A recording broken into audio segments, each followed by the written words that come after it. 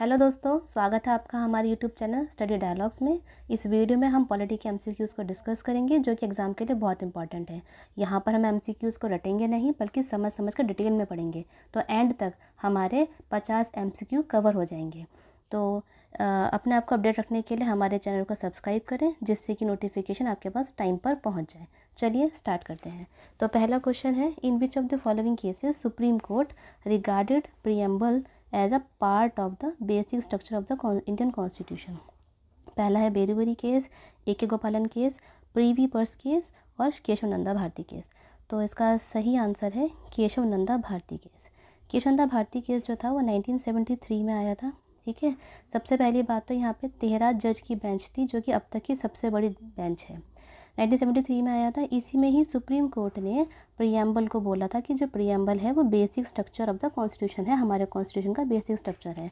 अगर हम basic structure की बात करें तो बेसिक स्ट्रक्चर जो होता है वो, अगर हम आम भाषा में बात करें तो वो एक तरीके से हम ऐसे समझ सकते हैं कि मानिए ये घर है। अब ये जो घर है किसी ना किसी नींव के ऊपर टिका हुआ है। ठीक है, तो अगर हम नींव को तोड़ देंगे तो ये घर भी नीचे टूट जाएगा। तो इसी तरीके से हमारे कॉन्स्टिट्यूशन की जो नींव है वो है हमारा बेसिक स्ट्रक्चर। ठीक है, अगर हमने अपना बेसिक स्ट्रक्चर ही ख़राब कर दिया तो हमारा कॉन्स्टिट्यूशन का अस्तित्व नहीं रहेगा। तो आप इसको लेमन लैंग्वेज में समझ सकते हैं।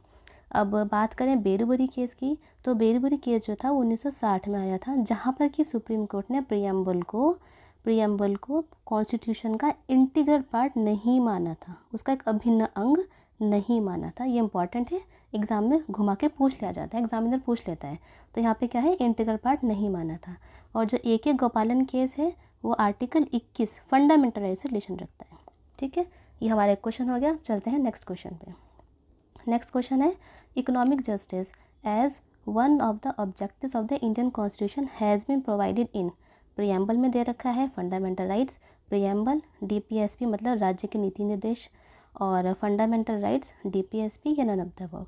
इसका जो सही आंसर है वो है प्रीएम्बल और डीपीएसपी। यहाँ पे बोला है इकोनॉमिक जस्टिस, यहाँ पे न्याय की बात करी है, इकोनॉमिक न्याय। तो आप लोगों ने जब प्रीएम्बल देखा होगा, पढ़ा होगा, तो वहाँ पे जो जस्टिस होता है वो 3 तरीके का होता है। एक होता है सोशल, इकोनॉमिकल एंड पॉलिटिकल। तो ठीक है, तो ये हमारा हो गया इकोनॉमिक जस्टिस है, तो हमें प्रीएम्बल में दे रखा है। अब यही जस्टिस डीपीएसपी में आर्टिकल 38 में दे रखा है। सेम यही बात करिए, जो प्रीएम्बल में जस्टिस है सोशल, इकोनॉमिकल, पॉलिटिकल, वो आर्टिकल 38 में बता रखा है जो कि डीपीएसपी के अंतर्गत आते हैं। ठीक है, अब ये जो फंडामेंटल राइट्स हैं यहाँ पर हमें अधिकार दिए हुए हैं, यहाँ पे न्याय की बात नहीं करी है, इसलिए यहाँ पे फंडामेंटल राइट हमारा कट जाएगा। अब वैसे फंडामेंटल राइट में जो प्रीएम्बल में दे रखा है, जैसे कि इक्वालिटी दे रखा है, अपॉर्चुनिटी है और लिबर्टी है और बहुत सारी चीज़ें हैं, वो फंडामेंटल राइट में दे रखी है। लेकिन वहाँ पे यही डिफरेंस है कि न्याय और अधिकार में डिफरेंस है। तो फंडामेंटल राइट्स में अधिकार दे रखा है और यहाँ पे बात हुई है न्याय की, इसलिए फंडामेंटल राइट हमारा कट जाएगा। तो ठीक है, हमारा आंसर है बी। नेक्स्ट क्वेश्चन करते हैं। नेक्स्ट क्वेश्चन है, the democracy of India is based on the fact. अब डेमोक्रेसी का मतलब है लोकतंत्र, मतलब लोगों का तंत्र, पीपल्स का रूल, लोगों का रूल होना। तो है constitution is written, fundamental rights have been provided, public enjoy the rights to choose and change the government, और DPSP has been provided in here. तो यहाँ पे इंडिया में जो लोकतंत्र है वो क्या, किसके ऊपर बेस है, वो बेस है public enjoy the rights to choose and change the government। इसका मतलब है कि हम लोग जो हैं, जो सिटीजन्स हैं, उनको पास राइट टू वोट है, कि उनके पास वोट का अधिकार है। अब वो अधिकार, अपने राइट टू वोट का यूज़ करके अपनी कोई सी भी गवर्नमेंट का, अपने रिप्रेजेंटेटिव को चूज़ कर सकते हैं, और जब वो अच्छा काम नहीं कर सकते तो हम उनको चेंज कर सकते हैं। तो यही लोकतंत्र होता है, मतलब कि लोगों का तंत्र। लोगों ने जब चाहा गवर्नमेंट को रखा, नहीं चाहा तो उनको चेंज कर दिया। अब यहाँ पे बात है कॉन्स्टिट्यूशन इज़ रिटर्न, ये ऑप्शन गलत है, क्योंकि कॉन्स्टिट्यूशन रिटर्न का मतलब ये नहीं होता कि आपको डेमोक्रेसी मिल जाएगी। ऐसे बहुत से कॉन्स्टिट्यूशन है जहाँ पे कि कॉन्स्टिट्यूशन मतलब कि संविधान तो लिखा हुआ है बाकी देशों में, लेकिन वहाँ पे ऑटोक्रेसी चलती है। ठीक है, तो इसका मतलब ये नहीं हुआ कि अगर कॉन्स्टिट्यूशन लिखा हुआ है तो आपको वहाँ पे डेमोक्रेसी होगी। और fundamental rights have been provided, fundamental rights का मतलब भी ये नहीं है कि आपने अधिकार दे दिए, उस कॉन्स्टिट्यूशन में लिखा हुआ है और वहाँ पे लोकतंत्र है। तो ये डिफ़ाइन नहीं कर रहा, फंडामेंटल राइट कहीं से भी डिफ़ाइन नहीं कर रहा कि इंडिया एक डेमोक्रेटिक स्टेट है। और डीपीएसपी, और जो डीपीएसपी है राज्य के नीति निर्देश, यहाँ पे निर्देश का इंस्ट्रक्शन का मतलब ही ये है कि ये राज्यों को, स्टेट्स को इंस्ट्रक्शन देता है कि आपको लोगों के वेलफेयर के लिए काम करना है, ये निर्देश देता है और उसी के अकॉर्डिंग पॉलिसीज़ बनानी है। तो इस तरीके से हमारा ऑप्शन ए, बी और डी कट गया और हमारा सी ऑप्शन बिल्कुल सही है। नेक्स्ट क्वेश्चन पे चलते हैं। फोर्थ क्वेश्चन है which of the following has not been, ठीक है, not been recognised as a fundamental right by the Supreme Court of the India. Right to shelter, right to travel abroad, right to equal pay for equal work and right to privacy. इसका जो सही answer है वो है C, right to equal pay for equal work. ये DPSP में दे रखा है, ठीक है, right to equal pay for equal work, जो कि आर्टिकल 39, ठीक है। और अब राइट टू शेल्टर जो है वो आर्टिकल 21 में है, और राइट टू ट्रैवल वो भी आर्टिकल 21 में है, और राइट टू प्राइवेसी ये भी आर्टिकल 21 में है, और राइट टू पे for equal work and equal right article 39 में, ठीक है। ये डीपीएसपी है और ये सारे हमारे फंडामेंटल राइट हैं। चलिए, तो सुप्रीम कोर्ट की बात हुई है, not recognize as a fundamental right, विकी equal right to equal pay work, ये डीपीएसपी है। नेक्स्ट चलते हैं। नेक्स्ट क्वेश्चन है question number 5। Which of the following fundamental right is not available to foreign citizens? Equality before law, right to freedom of expression, right to freedom of life and liberty and right against exploitation. यहाँ पे ये पूछा गया है question में, इनमें से कौन से फंडामेंटल राइट हैं जो कि फ़ॉरेन के लोगों को नहीं दिए जाते। तो एक बेसिक सी चीज़ है, आपको ये याद करना होगा कि आर्टिकल 15, 16, 19, 29 और 30, ये जितने भी हमारे 5 आर्टिकल हैं, ये सिटीजन्स मतलब कि नागरिकों को दिए गए हैं, इंडियन सिटीजन्स को दिए गए हैं, फ़ॉरेन को नहीं दिए गए। अगर आपने इसको याद कर लिया तो आपके बहुत सारे क्वेश्चन सॉल्व हो जाएंगे। तो इक्वालिटी बिफोर लॉ आर्टिकल 14 में आता है, राइट टू फ्रीडम एक्सप्रेशन 19 में आता है, right to freedom of life and liberty 21 में आता है, और राइट अगेंस्ट एक्सप्लॉयटेशन ये आता है आर्टिकल 23 और 24, इसमें 2 आर्टिकल आते हैं। तो इसका सही आंसर हो गया B, right to freedom expression. अब राइट टू फ्रीडम एक्सप्रेशन का मतलब है कि हमें अधिकार है कि हम लोग अपने व्यूज़, ठीक है, हमारा ओपिनियन, ठीक है, हम क्या रखते हैं या फिर ऐसी बहुत सी चीज़ें उनको हम एक्सप्रेस कर सकते हैं, चाहे वो हम लिख कर करें, राइट करके करें, चाहे किसी पिक्चर के द्वारा करें या फिर मुंह से बोल कर करें, ठीक है। लेकिन ठीक है, गलत यहाँ पे आएगा, राइट से करें, पिक्चर से करें या फिर मुंह से बोल कर करें।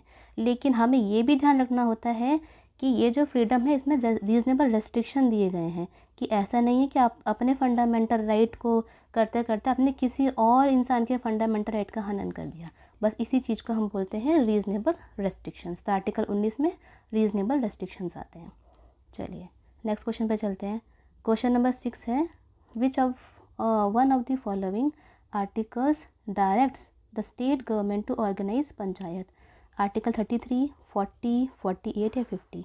यहाँ पर बात करी गई है पंचायत की, तो आर्टिकल 40 है। आर्टिकल 40 जो कि डीपीएसपी का है, वो ये बोलता है कि जो विलेजेस हैं, मतलब कि हमारे जो गांव हैं, उसमें हम लोगों को, सरकार को पंचायत ऑर्गेनाइज करनी चाहिए और उनको एक अथॉरिटी देनी चाहिए, उनको एक पावर देनी चाहिए जिससे कि वो अपना सेल्फ गवर्नमेंट चला सकें, ठीक है।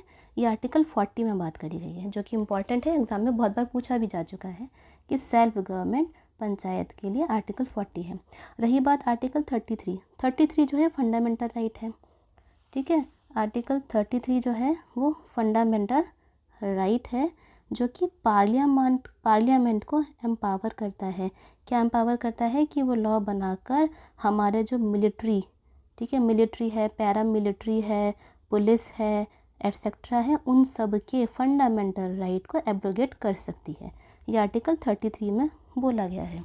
आर्टिकल 48 में बोला गया है कि यहाँ पर प्रोहिबिट है, मनाही है किसकी, काऊ स्लॉटर की, कि काऊ का वध नहीं कर सकते बल्कि उनकी ब्रीडिंग, उसकी ब्रीड को इम्प्रूव कर सकते हो, उनको इम्प्रूव करिए, ऐसे फालतू में स्लॉटर हमें नहीं करना।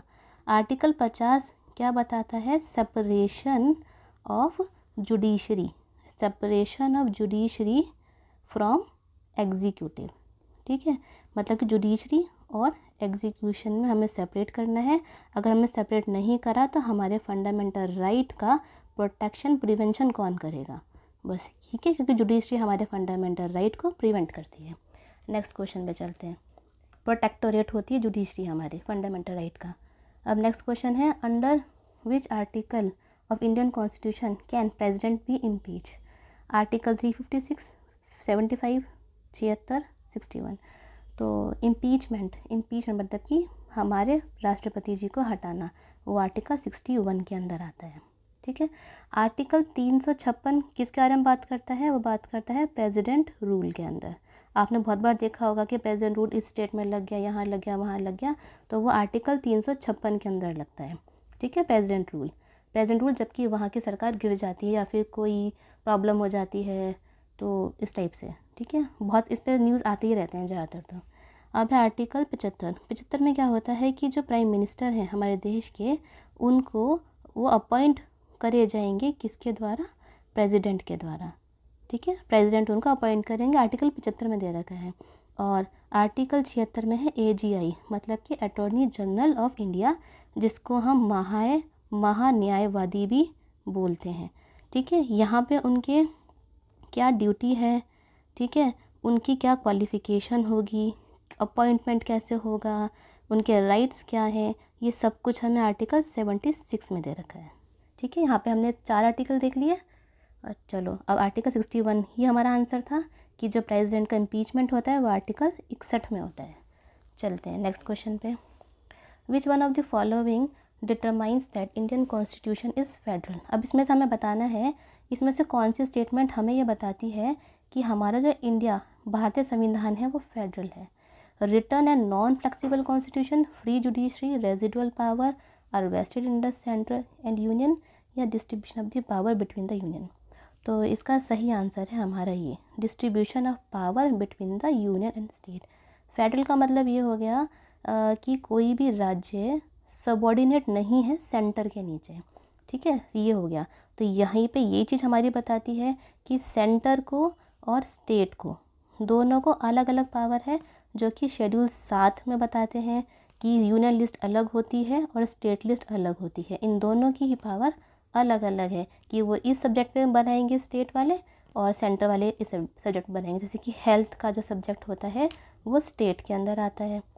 ठीक है, अब नेक्स्ट क्वेश्चन पे चलते हैं।